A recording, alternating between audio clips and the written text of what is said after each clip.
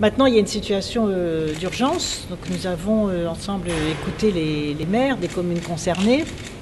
Et nous avons trouvé, sur la proposition des élus, mais qui vous en diront plus, des solutions d'urgence dans lesquelles l'État, bien évidemment, va prendre sa responsabilité, puisque ce sont les préfets qui, en dialogue avec les maires, vont prendre ses responsabilités. Donc, de quoi s'agit-il? Il s'agit, puisque là nous avons une crise des déchets fin juillet, puisque les capacités sont atteintes fin juillet.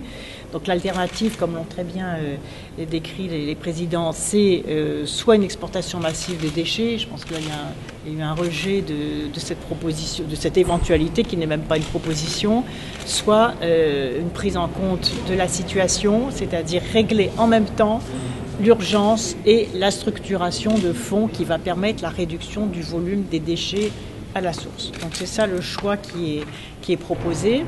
L'État prendra toutes ses responsabilités, l'État va appuyer cette volonté territoriale que je salue, parce que c'est très rare, c'est même unique, je crois, un territoire, une collectivité dans son ensemble qui se dote d'un plan structurant, à la fois qui peut démarrer tout de suite et qui structure les années qui viennent autour de la valorisation, de la réduction des déchets à la source, de l'économie circulaire, de la responsabilisation des filières économiques et de la responsabilisation des citoyens. Donc je voudrais saluer ce travail qui a fait l'unanimité autour de la table.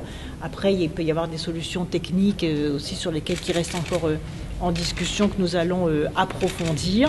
Et c'est parce qu'il y a ce plan structurant qui va donner aux habitants qui reçoivent sur le territoire de leur commune, les 4 communes concernées aujourd'hui, les centres de stockage, c'est parce que je peux leur apporter la garantie que l'augmentation provisoire du volume qui va être mise en place n'est que provisoire, d'une part, et d'autre part, ça va être à définir dans un dialogue entre les élus et le préfet, d'une part, et d'autre part, la garantie de la suppression de toutes les nuisances olfactives. Je vous annonce que, après en avoir discuté avec le maire de Talonne, qui n'a pas pu être là, mais avec lequel j'ai eu un entretien téléphonique, que les travaux de résorption des nuisances olfactives commencent lundi, et que c'est dans ce cadre-là que le nouveau projet de Talonne 3 va faire l'objet d'une délibération au conseil municipal de Talonne, avec bien évidemment les compensations, les financements qui vont avec.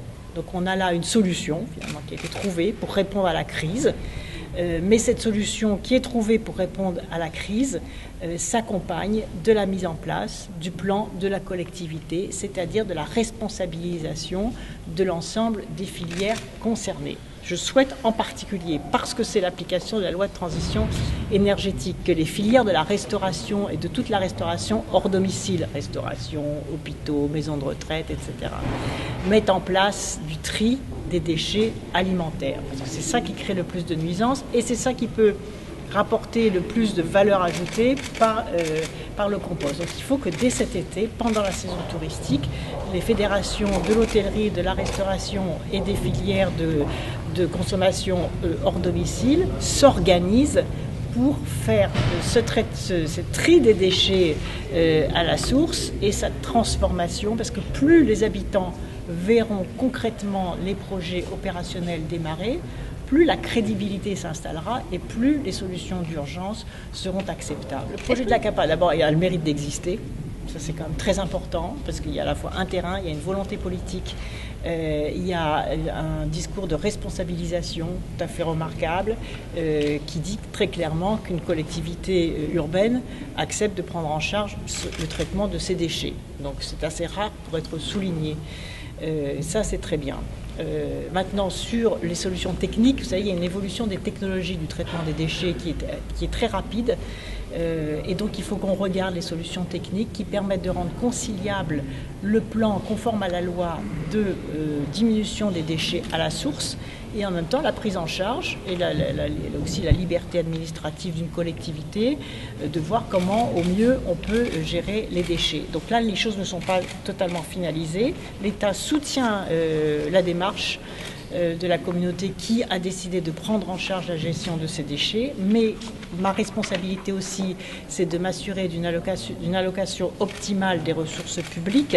Donc il faut que tout cela soit compatible. Je suis convaincue qu'on va trouver des solutions qui permettent de concilier la libre administration territoriale d'une collectivité urbaine et en même temps la cohérence d'un schéma global qui doit mobiliser des fonds publics importants. Je vais me rendre à Talonne au mois de juillet, mais en espérant observer la mise en place définitive. Je ne veux pas qu'on attende le 15 juillet pour réaliser les choses. Ça va être réglé la semaine prochaine. Les arrêtés préfectoraux seront pris la semaine prochaine. Les travaux sur Talonne 1 commencent lundi et le 15 juillet, je viendrai voir concrètement l'application du processus de gestion de l'urgence qui a été décidé aujourd'hui.